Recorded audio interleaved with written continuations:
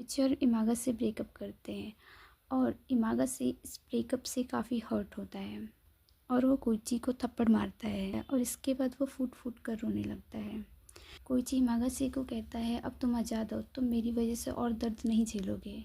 Breakup के कई दिन बाद देखते हैं कि कोइची अब थोड़ा सा उदास और शांत रहने लगा था, लेकिन साथ ही में उसका और तागामी का रिलेशनशिप भी चालू हो गया था, जहाँ तागामी कोइची के घर आकर रहना भी चालू कर चुकी थी। मतलब हमेशा के लिए नहीं, लेकिन वो कभी भी कोइची के घर आ जा सकती थी। तागामी की नज़र सामने पड़े हुए एक बर्तन, एक कटोरे पे पड़ता है जिसमें कि सिगरेट पी के उसका बचा कुचा मटेरियल डालते हैं। वो पूछती है कि तुम स्मोकिंग तो नहीं करते, फिर ये कटोरा यहाँ पर क्यों है? तो कोइची बताता है कि ये मेरा नहीं है, ये मेरे एक्स का है। तागामी कोइची से पूछती है कि तुम्हारा ब्रेकअप क्यों हो गया? कोइची बताता है कि शायद मैं अपने एक्स के लिए सही पार्टनर नहीं था, इसलिए हमारा ब्रेकअप हो गया। और इसके बाद देखते हैं कि और वो कहता है कि चाहे मैं अपने एक्स के साथ खुश था, लेकिन वो मेरी वजह से काफ़ी हर्ट था। और वो कहता है कि शायद मुझे बहुत पहले ही ब्रेकअप कर लेनी चाहिए थी। तभी तागामी कहती है कि तुम्हारा एक्स तुम्हें छोड़कर चला गया, लेकिन ये गलती मैं नहीं करूँगी। और वो तागामी और वो कोइची के गले लग जाती है। कोइची जाता है एक बार में, जो कि एक गे बार होता है, और वहाँ जाते ही कोइची को बहुत ही अजीब लगने लगता है। मतलब कुछ स्ट्रेंज सी फीलिंग आती है और वह अचानक से इमोशनल हो जाता है और रोने लगता है। वो ज़्यादा देर तक उस बार में टिक नहीं पाता है, मतलब खड़ा नहीं रह पाता है, वो वहाँ से बाहर निकल जाता है। और उस समय कोइची के दिमाग में बहुत सारे मतलब ख्याल चल रहे थे, वो ख्यालों में खोया हुआ था। कुछ दिन बाद कोइची तागामी के घर जाता है, जहाँ वो तागामी के माँ से मिलता है। एक बार जब कोइची घर वापस लौट रहा, तब रास्ते में उसकी नज़र पड़ती है इमागासे के कार के ऊपर, जो कि उसके घर के बाहर सड़क के दूसरी ओर खड़ा था। उस समय इमागासे और कोइची एक दूसरे को देखते हैं, लेकिन कोइची उसे देखकर नज़रअंदाज करते हुए घर में आ जाता है और वो घर में जाकर खिड़की से इमागासे की ओर देखता है और देखता है कि इमागासे वहाँ से कार लेकर चला जाता है। आगे देखते हैं कि कोइची तागामी को रिंग गिफ्ट करता है। इनडायरेक्टली कहा जाए तो वो अब रिलेशनशिप में आ चुके थे, उनकी सगाई हो चुकी थी। जब कोइची घर वापस लौट रहा था, उसकी नज़र पड़ती है इमागासे पे, और जैसे ही इमागासे कोइची को देखता है, वहाँ से जाने लगता है। कोइची इमागासे को रोकता है और पूछता है कि इस बार तुम्हें किसने हायर किया है मुझ पर जासूसी करने के लिए? इमागासे कहता है कि मुझे किसी ने हायर नहीं किया और ना ही मैं तुम्हारा जासूसी कर रहा था। कोइची इमागासे को कहता है क्या तुम जानबूझकर मेरे आमने सामने मंडराने की कोशिश कर रहे हो ताकि मेरी नज़र तुम पे पड़े और मैं तुम्हें नोट करूं? इमागासी कहता है नहीं। इमागासी इस बात को खारिज करता है।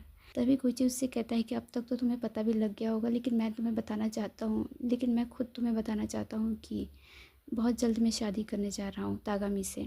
इमागासी कहता है कि अच्छा ठीक है, और कहता है कि तुम और तागामी एक दूसरे के साथ बहुत जचते हो, और वो कहता है कि तुम और तागामी एकदम परफेक्ट मैच हो। तभी कोइची अचानक से सीरियस होकर इमागासी से पूछने लगता है कि तुम कैसे हो, तुम अपना ख्याल तो रखते हो ना? इस बात को सुनकर इमागासी के मन में भी जो इमोशन दबे हुए थे वो जाग उठते हैं, और वो कोइची से कहता है कि प्लीज़ मुझसे ब्रेकअप मत करो। और वो कहता है कि मैं तुम्हें शादी करने से भी नहीं रोकूंगा, तुम शादी कर सकते हो, बस बस कभी कभार तुम मुझसे मिल लिया करना, मेरे लिए इतना ही काफ़ी होगा, और मैं तुम्हारी मैरिज लाइफ में कोई समस्या भी नहीं बनूंगा। कोइची इमागासी को कहता है मैं ऐसा नहीं कर सकता, और वो कहता है कि मैं तुम्हें और नहीं चाहता, मतलब तुम मुझे नहीं चाहिए। इमागासी ये सुनकर कहता है कि अगर बात ऐसी थी तो तुम्हें बहुत पहले ही शुरुआत में ही मुझे बता देना चाहिए था कि तुम ऐसा करने वाले हो। तागामी कोइची के घर जाती है, जहाँ देखते हैं कि कोइची उस समय भी ख्यालों में खोया सा था, थोड़ा सा उदास और शांत सा था। तागामी को भी कोइची का बिहेवियर थोड़ा सा अलग लगता है, बदला बदला सा लगता है, और उस दौरान कोइची का ध्यान तागामी पे बिल्कुल जा भी नहीं रहा था, वो अपने ही सोच में डूबा था। डिनर के बाद कोइची तागामी को बस स्टॉप तक छोड़ने जाता है।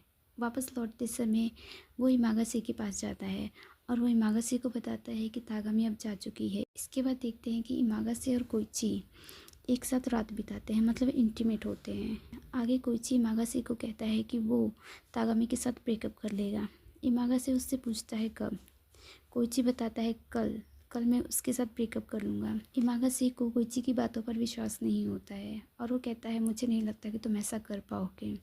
आगे देखते हैं कि जब कोइची सो रहा था, उस समय इमागासे कुछ सोच रहा था, उसके दिमाग में बहुत सारी बातें चल रही थी, और अगली सुबह जब कोइची उठता है तो वो देखता है कि इमागासे वहाँ पर नहीं था। और वो जो इमागासे ने अपनी निशानी छोड़ रखी थी, वही बर्तन, वही स्मोकिंग वाला कटोरा, वो उसे डस्टबिन में डालकर चला जाता है। इससे उसे अंदाज़ा लग जाता है कि अब इमागासे उससे हमेशा के लिए ब्रेकअप करके जा चुका है। अगले सीन में देखते हैं कि कोइची तागामी से मिलने जाता है और वहाँ पर वो उससे ब्रेकअप करता है। तागामी उससे पूछती है ब्रेकअप की वजह क्या है। तागामी उससे ब्रेकअप करने से रोकने की कोशिश करती है, लेकिन कोइची कहता है कि अब वो खुद को सुधारना चाहता है। तभी तागामी कहती है कि ब्रेकअप की बात से तागामी इतनी हर्ट होती है कि वो वहीं पे रोने लग, और कोइची को कहती है कि क्या ऐसा नहीं हो सकता कि हम ब्रेकअप ना करें। और वो इस बात के लिए भी तैयार हो जाती है कि अभी के लिए वो रिलेशनशिप में रहते हैं, और जैसे ही उसका एक्स आएगा वो कोइची को छोड़कर चली जाएगी। लेकिन कोइची इस बात से मना करता है और वो कहता है कि वो ऐसा नहीं कर सकता, और वो आखिरकार तागामी से ब्रेकअप कर लेता है। एक और देखते हैं कि कोइची इमागासे की वो आखिरी निशानी, वो स्मोकिंग वाले कटोरे को धो धाकर साफ़ करके अपने पास रखता है। वहीं दूसरी ओर इमागासे कोइची से चाहे अलग हो गया था, लेकिन वो कोइची के यादों से मूव ऑन नहीं कर पाया था। और कोइची भी जो था वो भी अब सिंगल लाइफ जीने लगा था। मतलब अब वो किसी के साथ रिलेशनशिप में नहीं था और ना ही उसका किसी भी तरह का अफेयर था। वो बस इमागासे का इंतज़ार कर रहा था, और उसने ये डिसाइड किया कि वो इमागासे का इंतज़ार करेगा, फिर चाहे उसे ये नहीं पता था कि इमागासे वापस आएगा या नहीं आएगा। और यहीं ये कहानी ख़त्म हो जाती है।